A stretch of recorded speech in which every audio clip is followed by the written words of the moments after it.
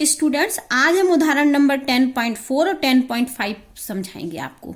तो सबसे पहले आप जानते हो कि जो क्षारीय मृदा धातु में के जो हाइड्रोक्साइड होते हैं, तो जब हम वर्ग में ऊपर से नीचे आते हैं तो इन हाइड्रोक्साइड की जल में विलेयता बढ़ती है। जबकि यदि हम बात करें क्षारीय मृदा धातु के कार्बोनेट और सल्फेट की, तो वर्ग में ऊपर से नीचे आने पर इनकी विलेयता घटती है। वर्ग का मतलब तो आप समझ गए ना, ये हमारा वर्ग है। ये क्षारीय मृदा बेरिलियम, मैग्नीशियम, कैल्शियम, स्ट्रोंशियम और बेरियम, ये हमारा वर्ग है। अगर हम इनकी हाइड्रोक्साइड बना दें तो ये हमारा बेरिलियम का हाइड्रोक्साइड हो गया, ये मैग्नीशियम का हाइड्रोक्साइड हो गया, ये कैल्शियम का हाइड्रोक्साइड हो गया, ये स्ट्रोंशियम का हाइड्रोक्साइड हो गया और ये बेरियम का हाइड्रोक्साइड हो गया।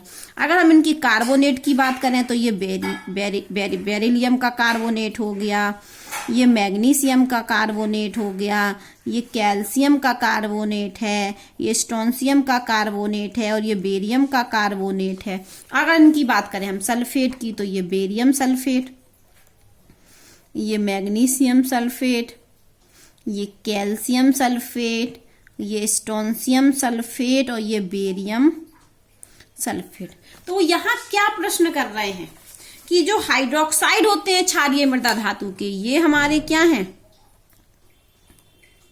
हाइड्रोक्साइड, और ये है हमारे कार्बोनेट और ये है हमारे सल्फेट। ठीक है, अब वो ये कह रहे हैं, पहला प्रश्न है उदाहरण नंबर 10.4 की जो हाइड्रोक्साइड होते हैं तो वर्ग में ऊपर से नीचे आने पर, वर्ग में ऊपर से नीचे आने पर हाइड्रोक्साइड की विलेयता बढ़ती है, विलेयता बढ़ती है। ठीक है, जबकि वो कह रहे हैं कि वर्ग में ऊपर से नीचे आने पर जो कार्बोनेट और सल्फेट होते हैं इनकी विलेयता ऊपर से नीचे आने पर घटती है।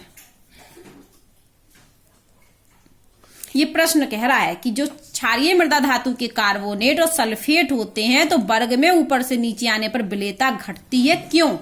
और जो हाइड्रोक्साइड होते हैं तो वर्ग में ऊपर से नीचे आने पर विलेयता बढ़ती है, क्यों? तो हमें सबसे पहला क्वेश्चन हम इसको कर रहे हैं कि ये देखिए, क्षारीय मृदा धातुओं के हाइड्रोक्साइड की जल में विलेयता वर्ग में नीचे जाने पर क्यों बढ़ती है?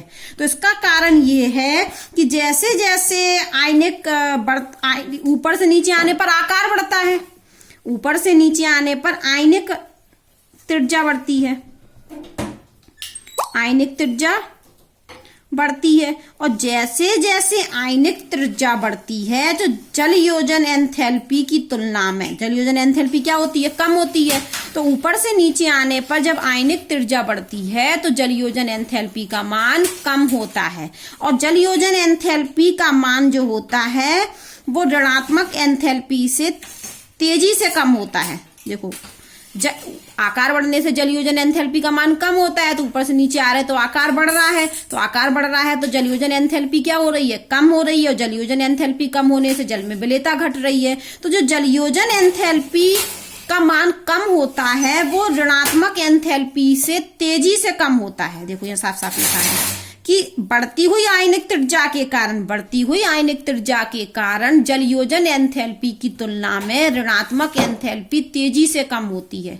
जल योजन एंथैल्पी तो कम होती है, तो जल योजन एंथैल्पी कम हो रही थी तो हमें तो विलेयता घटनी चाहिए थी। वापस सुनिए आप, हम ये बोल रहे हैं कि जैसे जैसे ये आयनिक त्रिज्या बढ़ती है, क्या बढ़ रहा है, आयनिक त्रिज्या, तो आयनिक त्रिज्या बढ़ने से जल योजन एंथैल्पी का मान क्या होता, कम होता है, और जब जल योजन एंथैल्पी का मान कम हो रहा है तो फिर तो विलेयता घटनी चाहिए ना, लेकिन यहाँ क्या हो रही है, बढ़ रही है। हाइड्रोक्साइड में ऋणायन तो समान है, इनमें ऋणायन समान है क्योंकि OH माइनस ऋणायन है, तो OH माइनस सब में है, धनायन अलग अलग है। तो हाइड्रोक्साइड में जब धनायन का आकार वर्ग में ऊपर से नीचे आने पर बढ़ रहा है तो जल योजन एंथैल्पी का मान कम हो रहा है, तो विलेयता घटनी चाहिए। लेकिन होता क्या है हाइड्रोक्साइड में कि जैसे जैसे आकार बढ़ता है तो जल योजन एंथैल्पी की तुलना में ऋणात्मक एंथैल्पी का मान तेजी से कम हो जाता है।